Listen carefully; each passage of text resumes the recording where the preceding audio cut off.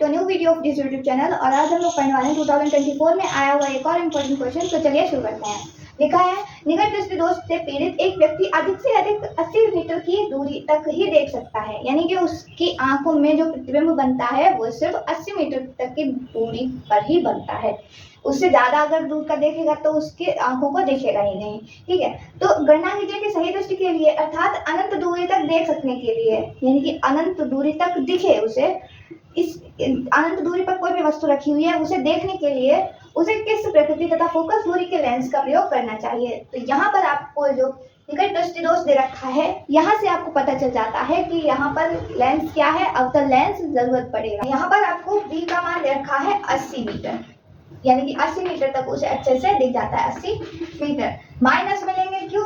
क्योंकि निकट दृष्टि दोष में अवतल लेंस का प्रयोग होता है और अवतल लेंस जहाँ पर होता है वहाँ पर माइनस में दी जाती है, जितनी भी चीजें होती हैं। ठीक है, यू का मान आपको दे रखा है अनंत दूरी तक देख सकने के लिए, इसलिए माइनस का इनफाइनाइट लेंगे। ठीक है, तो इसके बाद में आपको क्या बताना है, किस फोकस दूरी के लेंस का प्रयोग करना चाहिए, किस प्रकृति तो आपको सीधे ही पता चल जाती है, अवतल लेंस का प्रयोग किया जाएगा। लेकिन फोकस दूरी कितनी होगी ये कैसे निकालेंगे, लेंस के फॉर्मूले से 1/f बराबर 1/v माइनस 1/u, ये होता है फॉर्मूला लेंस का।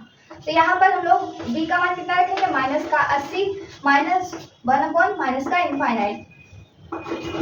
तो ये क्या होता है, ये कैंसिल हो जाता है, इसका मान 0 हो जाता है, इसलिए 1/, माइनस का 80 हो गया 1/f का मान। अगर इसको पलट देंगे तो f का मान कितना हो जाएगा, माइनस का 80 मीटर।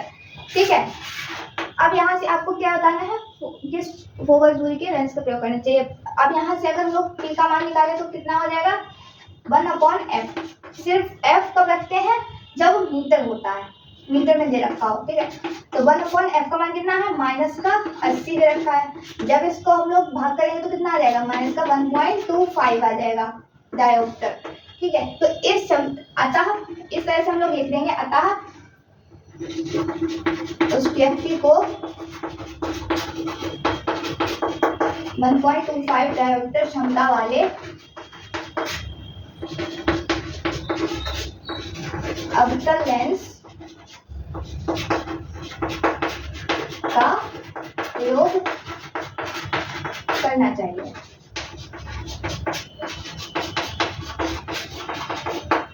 तो इस तरह से हम लोग इसका आंसर निकालेंगे। उम्मीद करते हैं आपको पूरा क्वेश्चन समझ में आ गया होगा। अगर समझ में आया हो तो लाइक कीजिएगा, चैनल को सब्सक्राइब कीजिएगा। फिर मिलते हैं एक और नए वीडियो। तब तक के लिए धन्यवाद।